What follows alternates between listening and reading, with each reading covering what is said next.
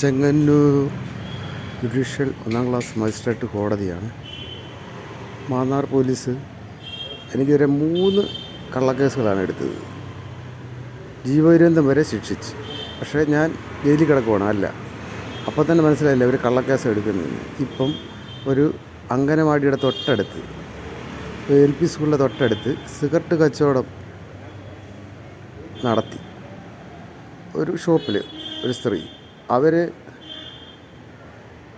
ആ സിഗരറ്റ് കച്ചവടം ചെയ്യുന്നത് മോശമാണ്. അംഗനവാടിയാണ് തൊട്ടടുത്ത്, LP സ്കൂളുണ്ട് തൊട്ടടുത്ത്. 50 മീറ്റർ പോലും ദൂരമില്ല, ഒരു 20 മീറ്ററേ ഉള്ളൂ ഈ ഷോപ്പും അംഗനവാടിയായിട്ട്. ഇത് ചോദ്യം ചെയ്തതിന് കളവായ കേസിൽ പ്രതിയാക്കി 110 ദിവസം റിമാൻഡിൽ എന്നെ പാർപ്പിച്ചു. ഞാനൊരു അധ്യാപകൻ്റെ മകനാണ്. എൻ്റെ അനിയനെ അധ്യാപകനാണ്. അച്ഛൻ റിട്ടയർഡാണ്.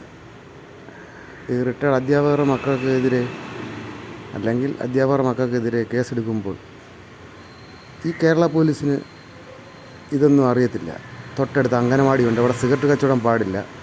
വിദ്യാഭ്യാസ സ്ഥാപനങ്ങളുടെ തൊട്ടടുത്ത് സിഗരറ്റ് കച്ചവടവും മറ്റൊന്നും പാടില്ല, പുകയില ഉൽപ്പന്നങ്ങൾ വിൽക്കാൻ പാടില്ല എന്ന നിയമമുള്ളപ്പോൾ പോലീസ് സിഗരറ്റ് കച്ചവടം നടത്തിയത്, അത് സിഗരറ്റ് ചോദിച്ച് കൊടുക്കാത്തതിന് ബലമായിട്ടെടുത്ത് വലിച്ചു, അവരെ ഉപദ്രവിച്ചു എന്നൊക്കെ കളവായ കേസ് എഴുതി.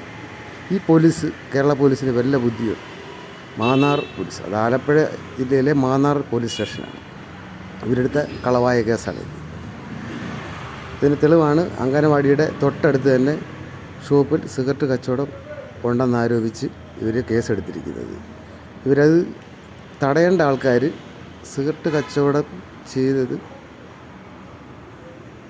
ചോദ്യം ചെയ്തതിന് ബലമായി സിഗരറ്റ് എടുത്ത് വലിച്ചു എന്ന് പറഞ്ഞിട്ട് കളവായ കേസിൽ റിമാൻഡ് ചെയ്തു. ഇങ്ങനെയാണ് പല നിരപരാധികളും പല ജയിലിലും കിടപ്പുണ്ട്.